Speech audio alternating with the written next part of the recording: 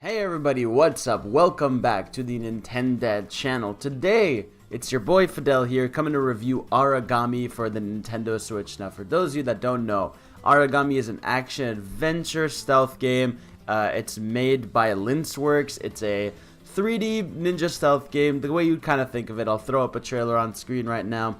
And it's basically, yeah, you're this ninja dude, you're going around doing your stealth kills, you're going through this really weird and wacky story that doesn't really make sense.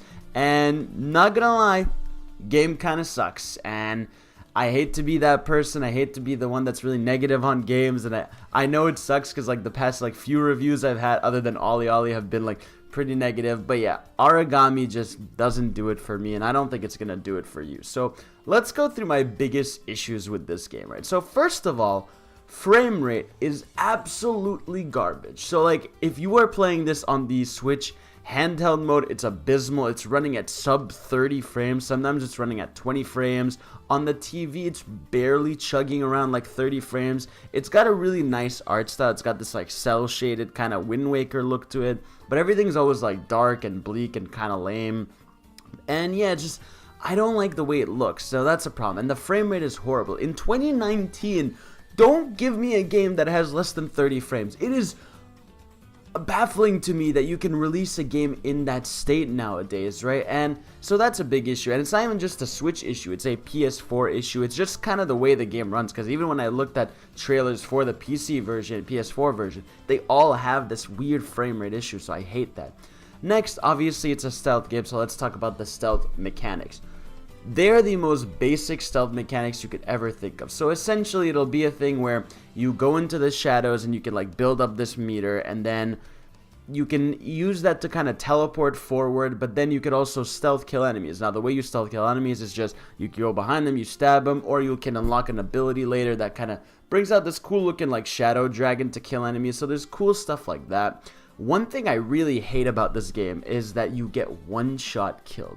Even on the easy difficulty, because at some point I was like, I can't do this, let me set this to easy. You still get one shot killed by enemies, and because the game isn't really well to explain like where the enemies are, how to pinpoint them and stuff, you can like be running up to an enemy, he might like see you or not see you, you don't know, and then you kind of like kill him, but then you'll have two other guys and they kind of throw this slash at you that like follows you all the way through the screen and kills you. So very, very frustrating in terms of one shot kills. It's like there's no joy. I don't know if there's a game where, other than Meat Boy, right, that's meant for death and repeat, where one-shot kills are fun, right? Maybe you give me like a warning hit, like, okay, I got hit, and then I could get like a second chance, but it's like, one-shot kills, man, not cool. And even if it's an upgrade that comes on later, I just don't think getting one-shot killed is fun, especially when you're on the easiest difficulty, which should make it so that, like, I just want to experience this game and get through it, right? So that's an issue. Environments are as bland as they get, right? It's just this dark forest area with like bamboo trees. It's like the most like typical cliche Japanesey ninja setting.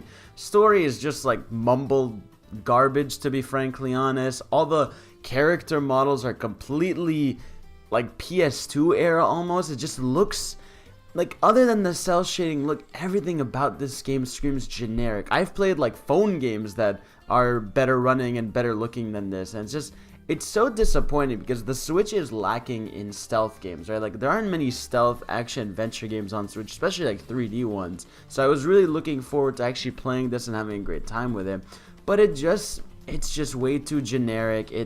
It's not even that it's like god awful, it's just that it's like so meh. Like there's nothing about it that makes me go, I want to play this game. It just felt like I was chugging through to kind of like see and understand the game to a full extent, and it's not fun. It's just not fun to play. That's a problem. When you're playing a game and you're like, I don't want to be playing this game, it's a problem. And I advise you, do not buy this game. Seriously, it is a bad idea.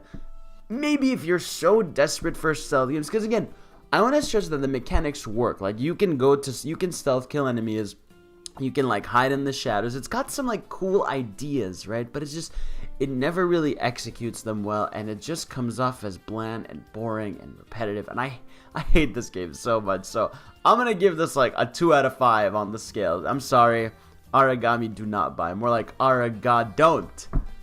And that's all I have for you today. Thank you all for watching, and we'll see y'all in the next review. Peace.